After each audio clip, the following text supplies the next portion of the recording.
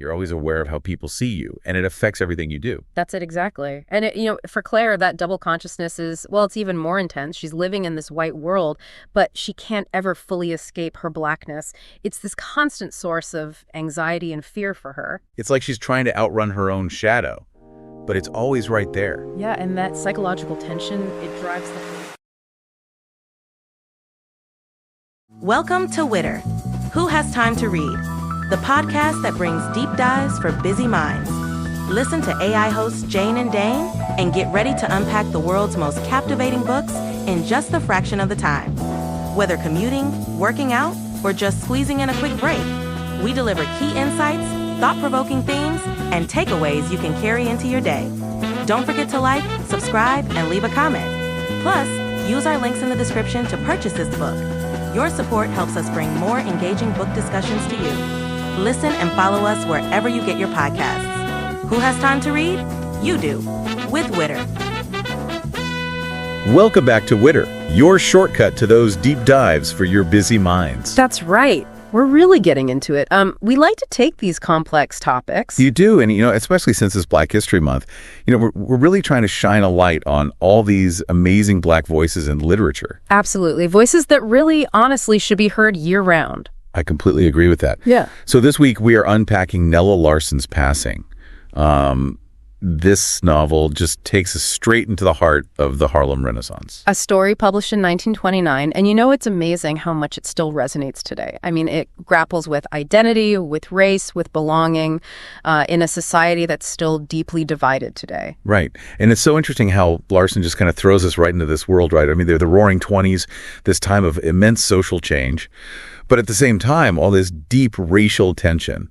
So we're talking, bustling Chicago and Harlem. Jazz music is in the air. But there's this constant undercurrent of danger for Black Americans. Yeah, and that's where this whole idea of passing comes in. It wasn't just about fitting in. It was about survival, opportunity, a way to escape, the very real threat of racism and violence. Oh, absolutely. It was a matter of life or death for some people. And Larsen introduces us to Irene Redfield, a woman who's living a pretty comfortable life in Harlem, surrounded by other successful Black people. She values her security, stability, very much about keeping up appearances. But then her whole world is just shaken when she runs into Clare Kendry.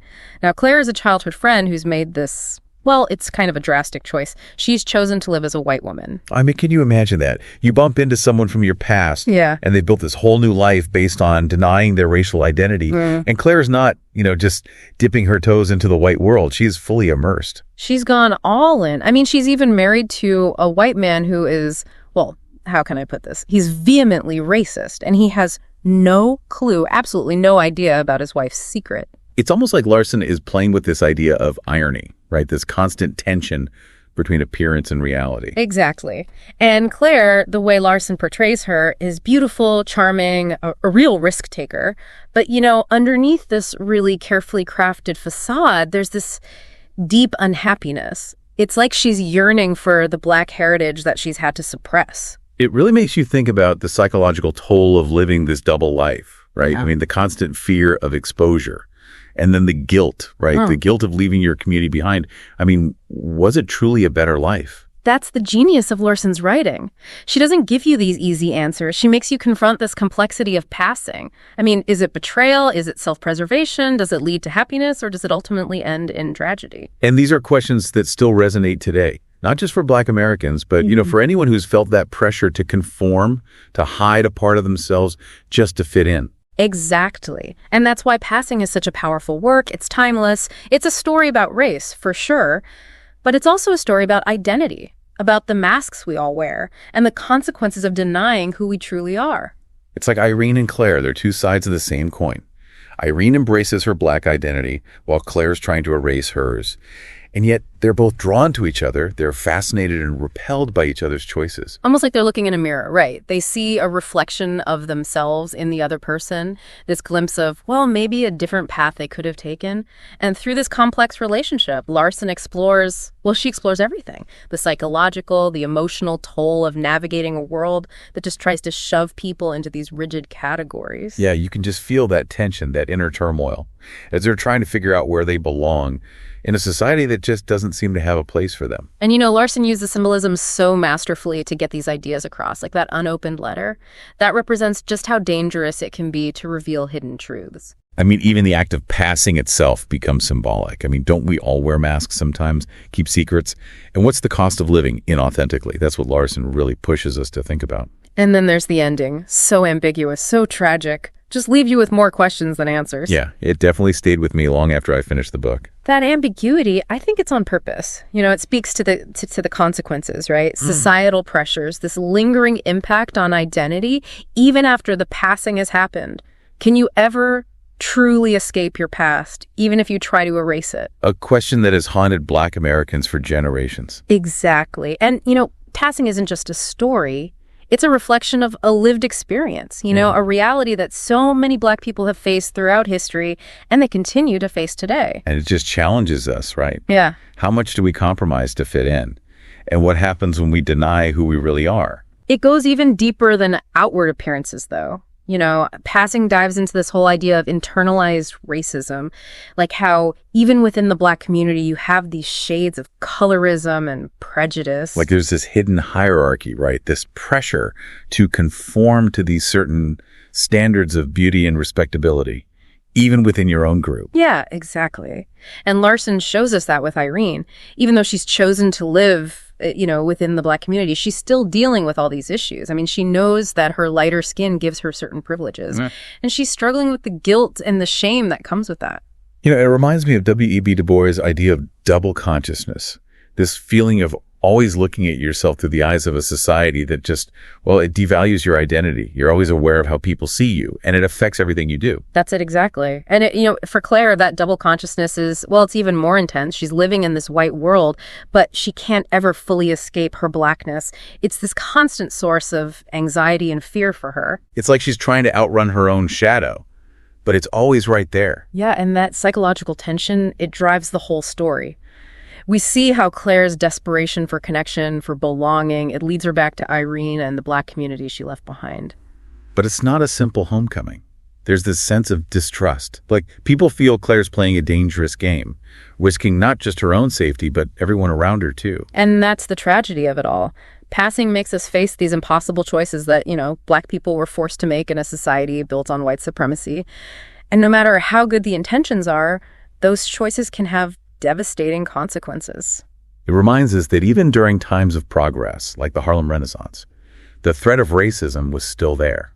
And it wasn't just from outside the community, it was internalized, woven into the fabric of society, even within the Black community. That's what makes Larsen's work so powerful. She doesn't shy away from these tough topics, race, class, gender. She makes you face these uncomfortable truths about ourselves and the society we live in. It's a story that's very specific to its time, but the themes are universal.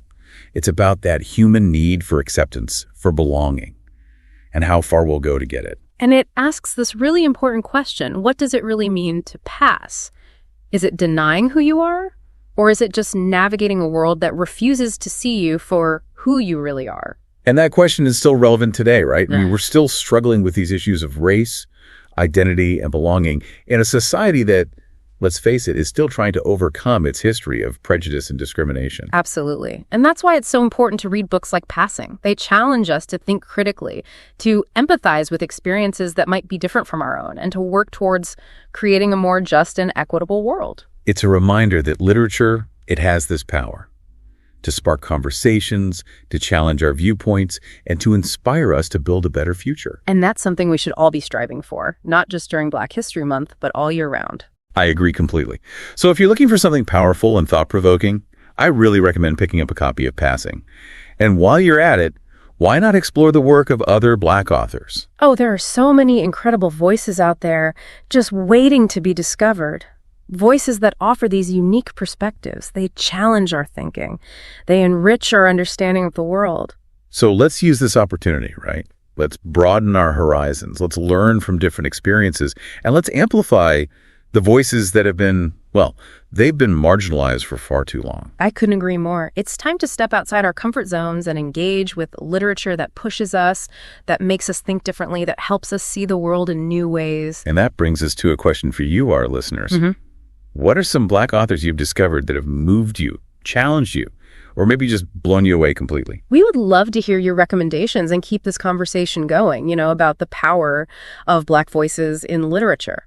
Let's make this a collective effort to celebrate, to amplify, to support Black authors, not just during Black History Month, but every single day. Because these stories, they matter. They can change hearts and minds. And ultimately, they can change the world we live in. So let's keep reading and let's keep talking about these important issues. Until next time, happy reading.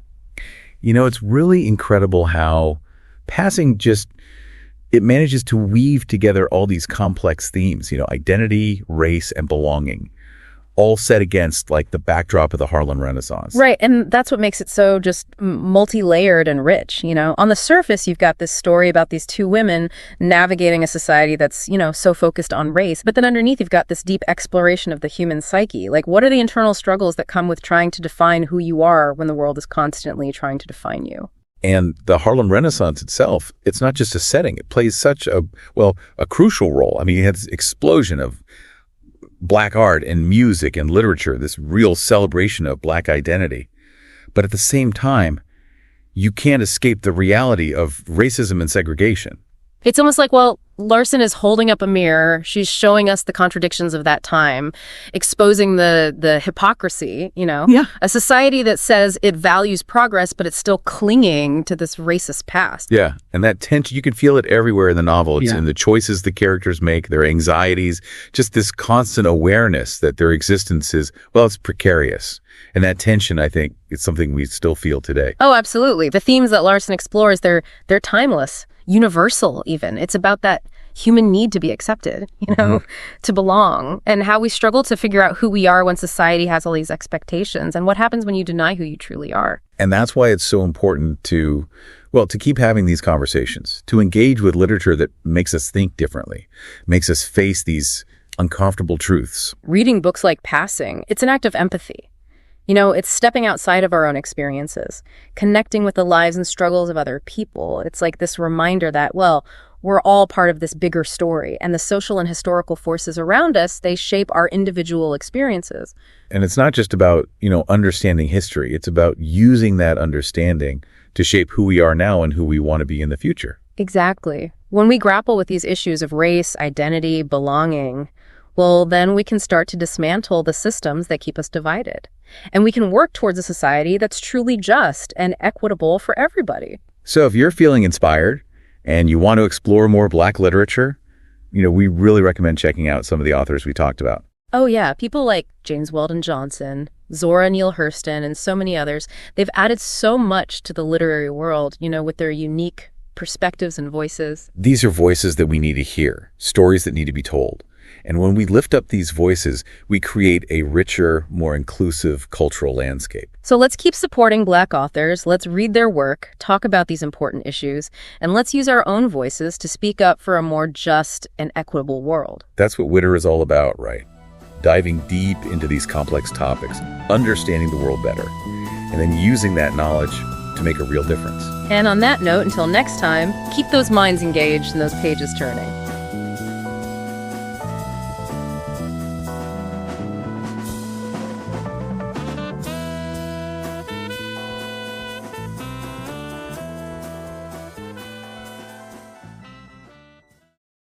Thanks for listening to Witter, Who Has Time to Read, produced by One Media. Please support the author by purchasing the book or audiobook using the link in the description. It's a great way to help keep the art of writing alive. And stay in the loop. Subscribe to our newsletter for updates on weekly deep dives. And don't forget to share your thoughts or suggest our next deep dive at witterpodcast@gmail.com.